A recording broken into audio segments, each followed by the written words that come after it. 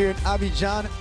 1-1 your scoreline after the first 45 minutes of play. We'll take another quick break. We'll be back with the second half after this. You're watching Be In Sports.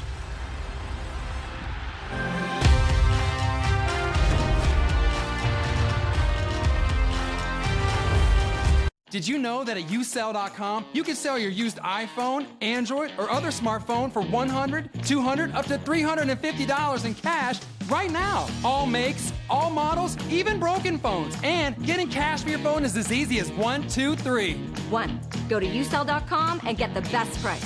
2. Drop your phone in the Usell free shipping envelope. And 3. Say hello to your big check. Used phones lose value every day, so don't delay. Turn it into $100, $200, up to $350 in cash. Not a gift card, not store credit, but cash. Faster than listing online, safer than meeting a stranger, and you can get more cash than with the store trade-in. Usell customers have already collected over $11 million. I got $132. $89. $258. Why let your old phone collect dust when you could be collecting cash? As easy as 1, 2, 3. Go to usell.com now and find out how much your used phone is worth. That's Usell.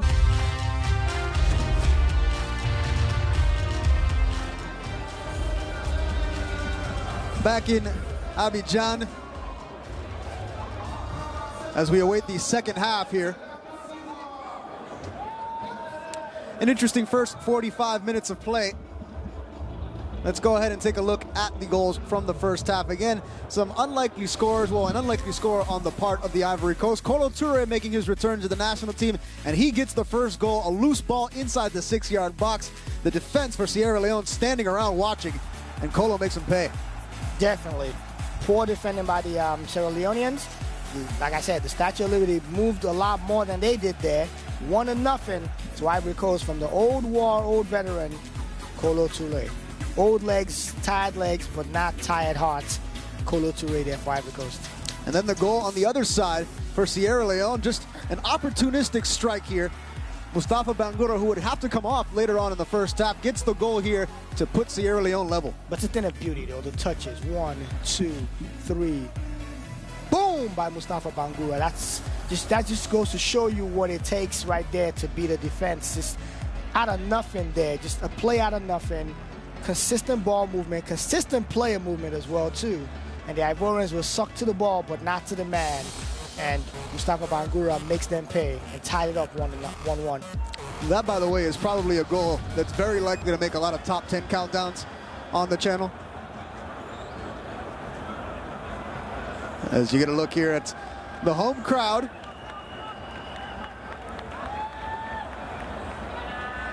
Again, Sierra Leone playing their quote-unquote home match here at the side, or at the city of the capital of the Ivory Coast. Sort of a de facto home game for the Ivory Coast, at least that's how they were treating it, but you wouldn't know that by the scoreboard. They've had a lot more chances than Sierra Leone, but the scoreboard says 1-1, and that's all that really matters. As we await the start of the second half here. Expectations are high from the Ivorians. They have to advance. They have to qualify for the Nations Cup. They're one of the powerhouses. They're one of the, the darlings of African football.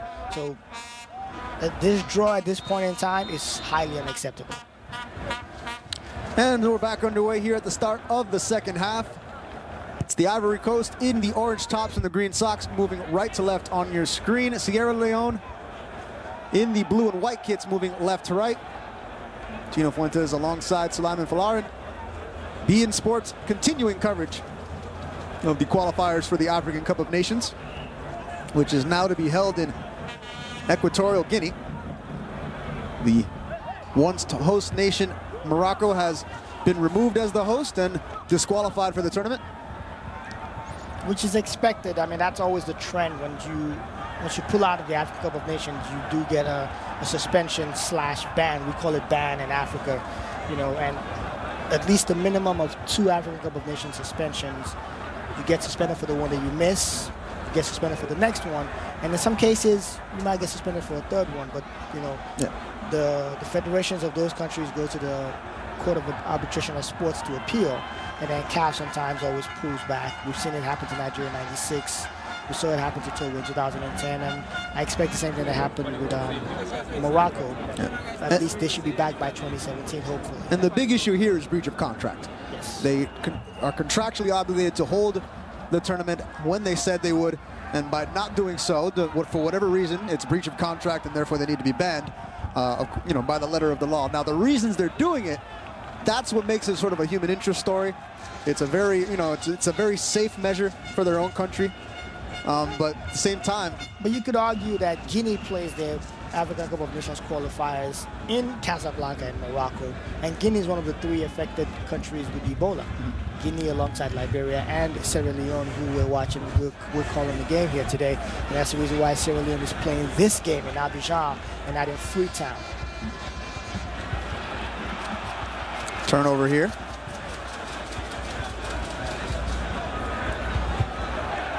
Gervinho with some room. With switch quicker. He has to make that pass a lot quicker to Sakatiene. Sakatiene sends the cross in. Traore doesn't jump to get to it. I'm not sure he even really saw it until it was over his head. Ivory Coast looking for a goal here early in the second half. Sent in once again. And touched after it came off the head of Traore.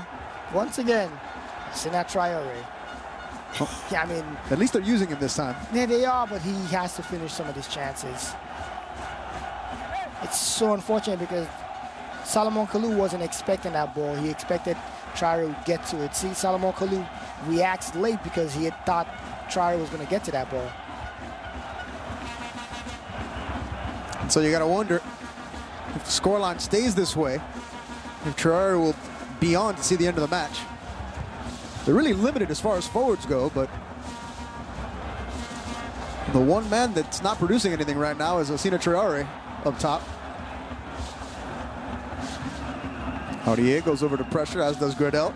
Played back. And it's quite unfortunate because expectations were he would be one of the few young talents to take over from a retiring Didier Drogba.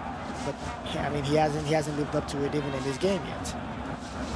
But then again, consistent match play at club level also plays a huge role. He was injured when he was on loan at Everton. He's contractually obligated to Monaco, but hasn't played for them so far. Oh, great shot! Great goal! Into the box and to the back of the net. Just like that, Salomon Kalou puts the Ivory Coast back in front. Seen this a lot from Salomon Kalou at Chelsea. We've seen it in France with Lille, and now he's done it for Ivory Coast to put him up 2-1. Quick ball movement there by the Ivorians. Service out there by Yaya Touré. Served it out. Great cross in. Salomon Kalou buries that. 2-1 Ivory Coast right here in Abidjan. Only took a second. Quick movement. Gradel sends it in. Finds Kalou lurking inside the box. Traore pulls the defenders with him. And Kalou is left wide open. Got to give credit to Lassina Traore on that one. He did something right, sucked the defense his way. They all fell to him, a player who hasn't done anything in the game, but at least he's still a threat. And that gave Salomon Kalou an opportunity to hit that one time, the back of the net. Game on, 2-1 here in Abidjan. Ivory Coast absolutely need these 3 points. Long ball sent in the opposite direction. Finally picked up, so there's your scorers now. 2-1. You can hear the home crowd, well, the away crowd really. It's so confusing. They're cheering on the goal. There's a good crowd, regardless of where they're from. That's the beauty of it. Good job there by Seri Day. Seri Day really turning on the afterburns to get to that one. Day is gonna get it forward for Yaya Touré. Touré, who didn't seem all that excited to be here in the first 45 minutes. Looks to be back on his game now. Kalou is certainly back on his game. Gervinho gets it back. Kalou feeds it across. Traore with a chance of redemption. Whoa! And nobody scores. Unbelievable. Great ball movement there by Salomon Kalou and the dazzling Gervinho. Gradel there. The ball should never even gotten to Gradel to begin with. That was Traore's ball. Unbelievable. Another look Great service there by Solomon Kalou. That was a one-time, at least a first touch by Traore to bring it down. That ball should have never got into Gradel. And Gradel did the best he could with it. Just missed. I agree with you, Suleiman. That ball needs to be put away by Traore. Another chance quickly here. Now the Ivory Coast really turning it on. Chance after chance. Dazzling Gervinho. Offside, unfortunately. I'm not sure. I mean, the sideline officials got a better view than we do, but that looked to be onside. Isn't he a joy to watch? He's everywhere. Unbelievable. At club level, he's a joy to watch. At national team, nothing changes. He's the same player for club and country. Wish I could pop out my popcorn right now and some soda. Unbelievable every time Gervinho touches the ball. Sometimes I wonder if he knows what he's going to do when he has the ball. No, I don't think he does. He's got an ultimate goal, but the way he runs that goal, you never really know exactly what he's going to do. Over the top. Gervinho again. Can he get there before the defender? He does. Make some space for himself. Tiene sends it in. Another chance. Gradel! Oh, wonderful. Well tucked away by Max-Alain Gradel. And Gradel puts the Ivory Coast up 3-1. Had Solomon Morris dead to rights, and he buries it. And the Ivory Coast have taken complete control. Great ball there by Sakatiene. Looked like Sierra Leone had cleared that. Gradel touched it, and he looked. He had the audacity and he had the time to check to see if he was offside before he tucked that away. Unbelievable. That shows you the amount of time he had in that Sierra Leone defense. 3-1 Ivory Coast. That is remarkable. Brings the ball down, checks the sideline official, sees the flag down, turns back around and scores. Is there such a thing as being too aware? Pretty much. That was perfect awareness there by Gradel. You know, it just goes to show you, but that was quick because it was a quick glance and then he was able to touch the ball away before the defense was able to react. Ivorians look a little bit more comfortable now, but they shouldn't and they can't be because we've seen this script. We saw it in the game against DR Congo where DR Congo came back and won that game 4-3. They can't get too comfortable because they know that their center-back pairings are not necessarily the most comfortable. And the only goal that Sierra Leone has scored in this game so far came out of nothing. So we shouldn't be surprised if they can pull something out of nothing again. Now, when you have the defensive uncertainties that a team like the Ivory Coast does have, often the best defense when up 3-1 is just to add a fourth goal. We'll see if they try to do that. They look like the aggression is still on full blast here. You could argue that that's what got them in trouble with DR Congo, that they didn't go for the 5th and 6th goal like they should have. But DR Congo just looked like they were never tired. They just kept on coming. It was just waves. Down the right-hand side again, Ivory Coast looking to make it 4. Great cut Pulled back. Gradel has it taken away from him. Sierra Leone have some room to counter, although not taking advantage of the opportunity. Said he did. They're being a little bit too aggressive. Overly aggressive. You know, maybe that pass, the cutback from Serge would have worked if he didn't have that extra touch, because then he could have been able to serve the ball into the box. Sissé Hassan, who has been rather anonymous today, is going to come off. The second change being made. Mohamed Kabia. Mohamed Kabia comes on. Really haven't seen anything from Sissé Hassan all day, so why not make the change?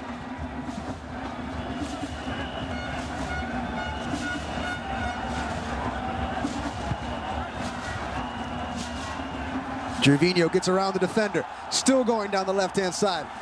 Both Kalou and Traore trying to get into position, and it's put out of play safely by the defender, doing really the only thing he could do. Gervinho just puts so much pressure on the defense. Which is expected, because that's his game. That's what we've known him.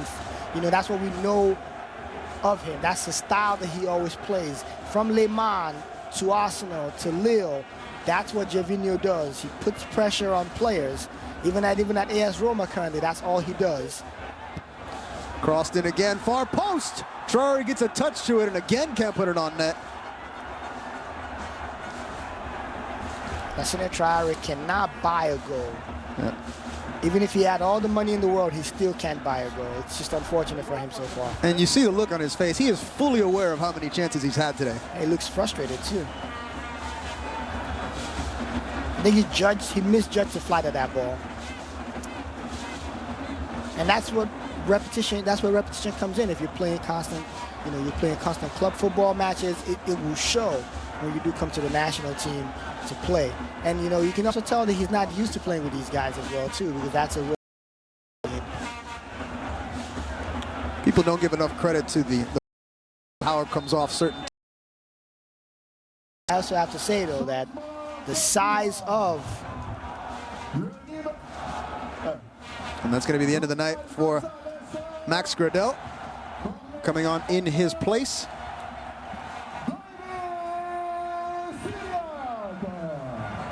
Syriac will come on. Syriac Gordy comes on. I have to say though that even though the size of Lassina Traore still poses a threat, he might not be putting chances away, but that size and that height, that presence is still important. Oh, that size and that presence is what sucked the two defenders toward him. Because all it takes is that one chance, the ball glances off his head, it's in the back of the net. So the threat is going to open up some of his other teammates. Kalu actually pouncing on one such situation into the area. Sierra Leone trying to clear, ball still loose, finally cleared by Mohamed Kamara.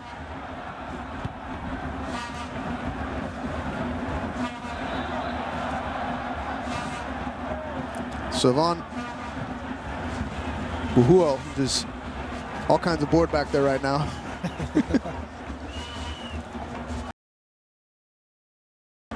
Poor first touch. He got saved there by Serhi Day. That was a poor first touch there by Mohamed Kamara. Serhi Day really flying around in the midfield. There he is again. It was really aggressive. But it's that pressure. When you put pressure on a player, then you make him, he's indecisive of what to do with the ball. Presents an interesting dynamic in the middle of the Ivorian midfield. A chance here, though, and that one's defended well.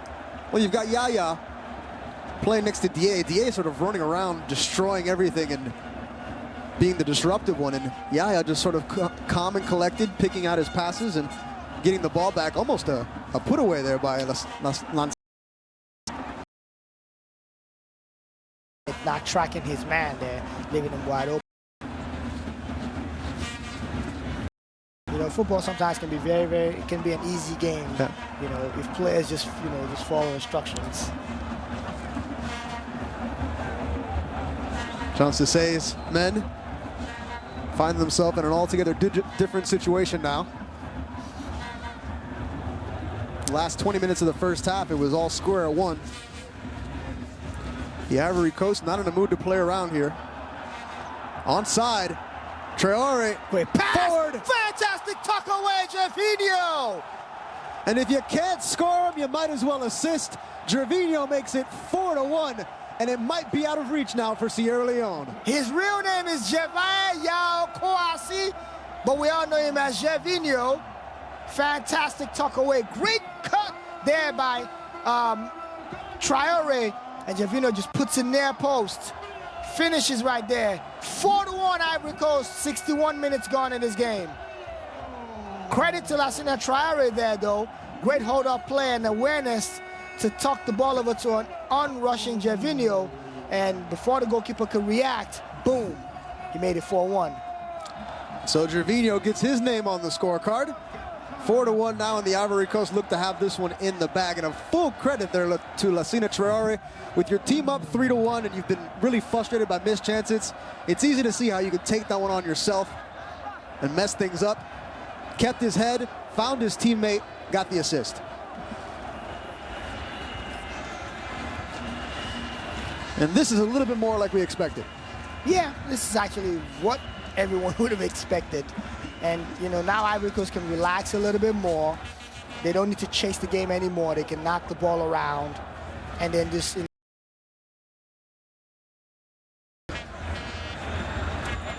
to have the speed of Gervinho used to have the speed of Kalou, put it to good use, and hopefully Traore will at least get on, on the end of one of the crosses. He's got to put his height to good use. It took 15 minutes for them to get 3 goals. It seemed like a struggle in the first half. It was a struggle, They just looked uninterested. There was no bites. They lacked any hustle. Speaking of hustle, a chance here for Sierra Leone. They keep going forward, to their credit. I would have loved to have heard Renard's halftime speech, because whatever he said, Ivory Coast came out in the second half looking for blood. For a coach who pretty much is quiet when we see him on camera, like I said, definitely would have been. I would have loved to be a fly on the wall, to hear how much he laid it into the players. I don't know what he said, but it got across. And the Sierra Leone coaching staff a little bit frustrated now, rightfully so. It's all come undone in the last 15 minutes or so.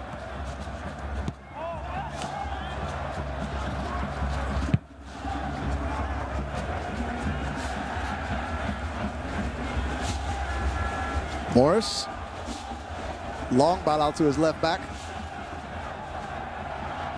Suma. Great pressure by Gervinho. Turned over, Traore with a shot. Oh. And almost redeems himself there. The one time when he could have been selfish, he was unselfish. Now he actually could have been unselfish, because Salomon Kalou was waiting. There was an easy pass to Salomon Kalou to make it 5-1 if Kalou tucks that away. At this point, he's got to get himself on the scorecard.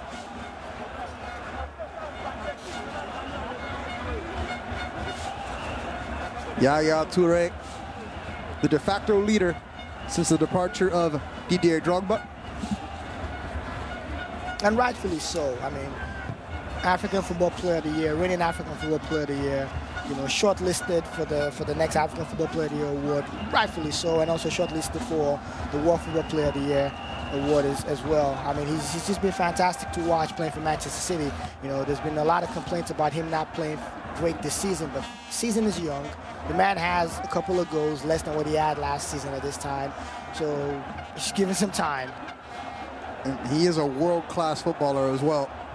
You could argue that he scores so many goals, and they really don't even count on him for goals. I mean, that's part of the allure of Yaya Toure, is he can do so many things. I've even seen him play center back on occasions for Barcelona. Yep. Played center back for Barcelona in the Champions League, and he had a great cross and a great assist to Sergio Aguero for the second goal for Manchester City against Queen's Park Rangers recently. It was just the flight of the ball from his half was a beauty. It was a thing of beauty to watch. Ivory Coast moving up the sideline now.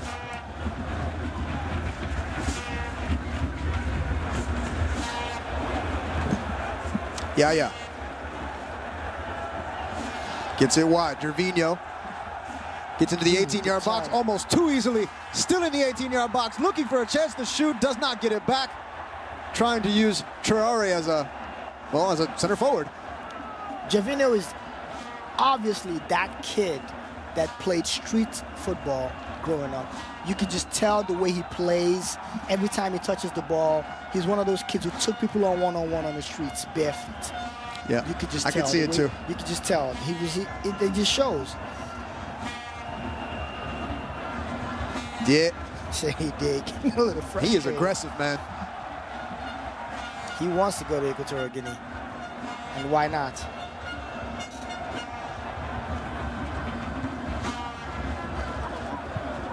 Ooh, no look. Sidiak back on the ball, gets into the 18-yard box, sizing up a shot, moves to his right, tries to slide it past Morris. And a laughable effort, really. No power behind it, but a nice no-look pass from Salomon Kalou.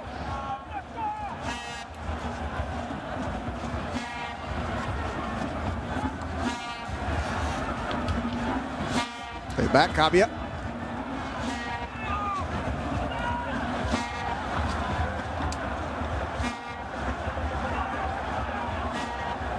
Kalou trying to get Traore involved. Traore trying to get on the scorecard. He's got the defender isolated. First, it was the no-look pass from Solomon Kalou, and that was more like a field goal attempt. That was high, wide, and not any close to being handsome. That was row Z. Let me see what exactly happens here. It looked like it may have been deflected. No, it just came off his foot wrong. Not only that, he had a wicked bounce right in front of him. That's why he's looking on the grass. He had a slight bounce right before the ball got to him.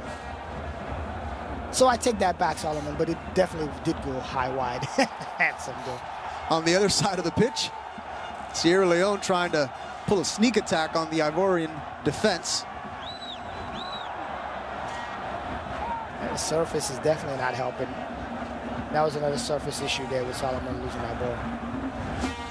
Kabia trying to hit his teammate streaking up the left-hand side. This will go harmlessly out of play. Whatever he said at halftime, it resonated. Bernard It certainly did. can now look forward to a home match, a real home match, with Cameroon to close out group play. And it's pretty simple. If you want to get into African Cup of Nations, you got to win that one. No questions asked.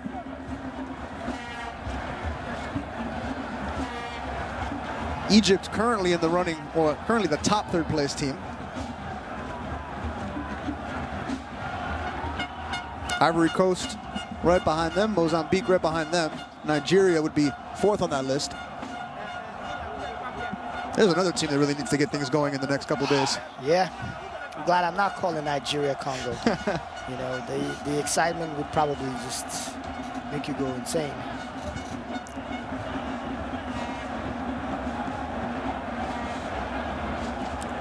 A little tribute to Yaya in the background right there.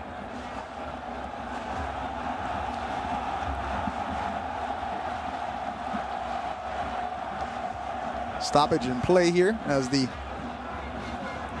Sierra Leone coaches have a word with some of their men.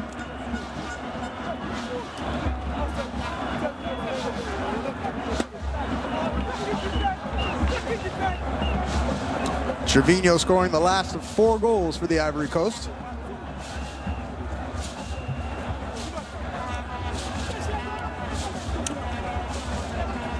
Is it a water break or an injury? Can't really tell.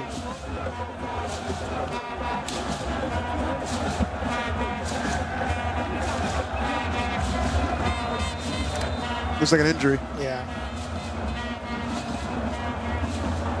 David Simbo.